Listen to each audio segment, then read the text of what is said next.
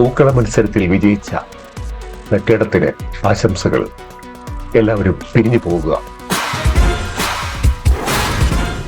ഏവർക്കും ഹൃദ്യമായ ഓണാശംസകൾ നേരുന്നു. ബിഗ് ബോസിലെ ലൈവ് അപ്ഡേറ്റിലേക്ക് പോകാം. ഓണപ്പൂക്കളം, ചതിയുടെ പൂക്കളം എന്ന് പറയാൻ പറ്റൂ.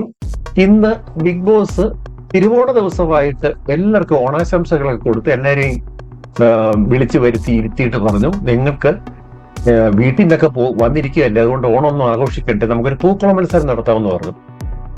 3 ടീം 7 പേര് വെച്ച് 21 പേര് സെറ്റായി. അതിൽ നിന്ന് 3 ടീമിൽ നിന്നും ഒരു വിധികർത്താവ് ആദ്യം വന്നത് ടീമിൽ നിന്ന് ശൈത്യയായി, രണ്ടാമത് വന്നത് അനീഷ്, മൂന്നാമത് വന്നത് രേണുസുതിയെ എന്തിന് വിധികർത്താവാക്കി എന്ന് ചോദിച്ചാൽ എനിക്കറിയത്തില്ല. നിങ്ങൾ ആ പരിപാടി ഒന്ന് കണ്ടു നോക്കണം. വിധികർത്താക്കൾ നല്ല ആർഗ്യുമെന്റ്, ശൈത്യയോടൊപ്പം നിൽക്കാൻ രേണുസുതിക്ക് പറ്റത് അനീഷിനൊപ്പം പറ്റൂ. രേണുസുതിക്ക് ഇവർക്ക് രണ്ടുമൊപ്പം ഒന്നും പറയാൻ പോലും നടന്നിട്ടില്ല എന്നുള്ള സത്യം. പിന്നെ കൂടുതൽ വാക്കേറ്റം നടത്തി അതിനത്തിൽ ബിഗ് ബോസിന്റെ വിജയം തെക്കേടത്ത് 3 ടീമായിരുന്നു. വടക്കേടത്ത്, തെക്കേടത്ത്, മൂത്തേടത്ത്. നല്ല പേരുകൾ. എന്തായാലും ശരിക്കും പറഞ്ഞാൽ ഈ അനീഷിന്റെ വടക്കേടത്ത് ടീമിന്റെയാണ് എനിക്ക് ഇഷ്ടപ്പെട്ട പൂക്കളം. അത് 10 കളറ് 10 മുതൽ 10 ദിവസം എന്നുള്ള ആ ഒരു കോൺസെപ്റ്റിൽ ചെയ്തിട്ടുണ്ടായിരുന്നു. മറ്റേ ഒരു സിമ്പിൾ ഹമ്പിൾ എന്നൊക്കെ പറഞ്ഞിട്ട് ചെയ്തു. അതിനപ്പുറത്തും വേറൊരു ഡിഫറെന്റ് കളറാണ് ഒരു പാറ്റേൺ ആണ് യൂസ് ചെയ്തത്. ഒട്ടും മോശമല്ലായിരുന്നു, പക്ഷെ സെക്കൻഡ് വൺ അത്ര മോശമായിരുന്നു. അതിനെന്തായാലും ശരി, തർക്കങ്ങൾക്കൊടുവില്ല. എന്നിട്ട് ഇവരെ 3 പേരെയും ഗാർഡൻ ഏരിയ വിളിച്ചു വിളിച്ചിട്ട് 3 ബസറുണ്ട്. ആദ്യത്തെ ബസർ അടിക്കുമ്പോൾ പൂക്കൾ പോയി എടുക്കണം, രണ്ടാമത്തേത് ബസർ തുടങ്ങുമ്പോൾ സ്റ്റാർട്ട് ചെയ്യാം, പിന്നെ 3ാമത്തെ ബസറിനെ നിർത്തണം.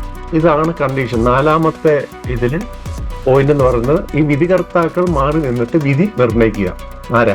ഈ പങ്കെടുത്ത ടീമിലെ അംഗങ്ങളെ വെച്ച് ബിഗ് ബോസിന്റെ ഒരു കളിയെ വിധികർത്താക്കള് പങ്കെടുത്ത ടീമിനെ.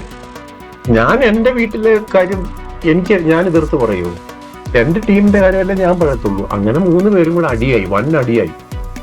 അങ്ങനെ പൂക്കൾ എടുത്തോട് വന്നു, പൂക്കൾ ഇടുന്നു.